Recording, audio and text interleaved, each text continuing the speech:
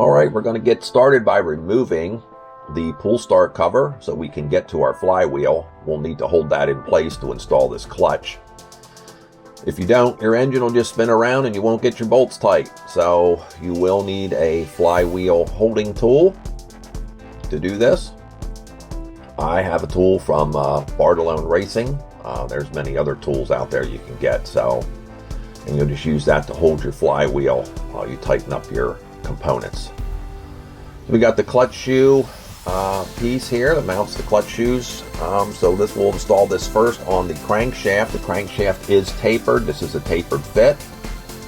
The bolt, this just needs to be snug, and you do not need Loctite on this, guys. No Loctite needed. I like to get it tight there, and then just a turn or two. You can feel it push down on that tapered shaft, and that's it. You're good. All right, my clutch shoes here. Now this is a FS clutch I got from Mike. So this is it's an all steel clutch I decided to use on this build. So your clutch bolts, I like to put them through and make sure they spin freely. If they don't, take some sandpaper and sand down the shoulders on the bolts. Okay, your washers go on first, the small ones. These washers don't matter which direction they go on. And don't forget to put your big washers on the back. This will be the part that goes toward the engine.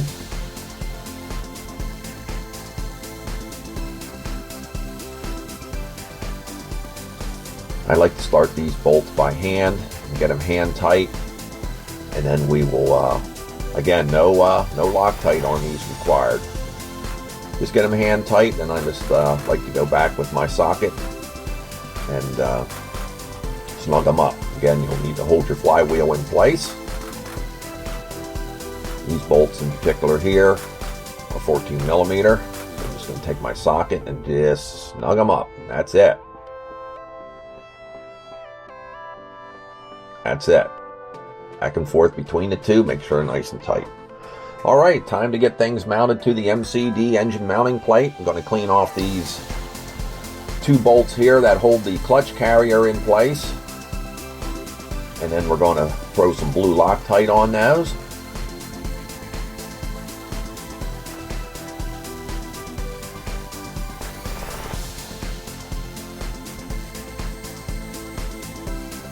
Again, get these started by hand.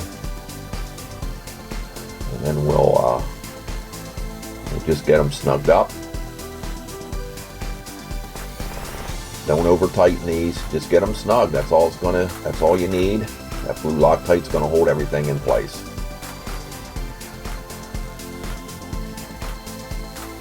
All right, time to get our engine installed. First of all, the Taylor 35 engine comes with this little shim for the clutch carrier that you will need to use so that it mates up properly. Goes on like so. So we got 4 clutch carrier bolts. We'll use blue Loctite on them, and there will be 2 bolts for the engine for the MCD mounting plate. Again, I like to get these all started by hand.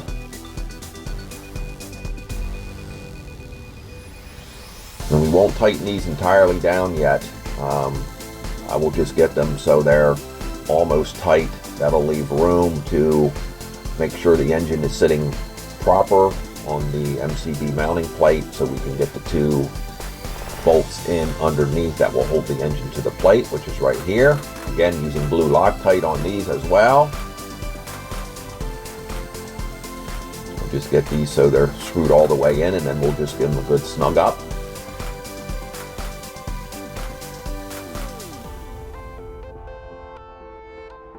Just like so. Now we'll go ahead and we'll snug these clutch carrier bolts up. Now the one in the upper left hand corner, do not tighten that one down yet, because you'll need to move that little extra piece there that mounts to your brake assembly. So don't get that one all the way tight, because you may need to move that, swivel that piece in there. It moves. All right. There you can see it. Everything mounted up perfectly to the MCD mounting plate. Go ahead and test our clutch valve, and it is buttery smooth spinning. You should feel no resistance, no anything when this is done. It should just be super smooth, just like that. And you can see the clutch valve there on the side spinning. Okay, that's it everybody. Thanks for watching. So long.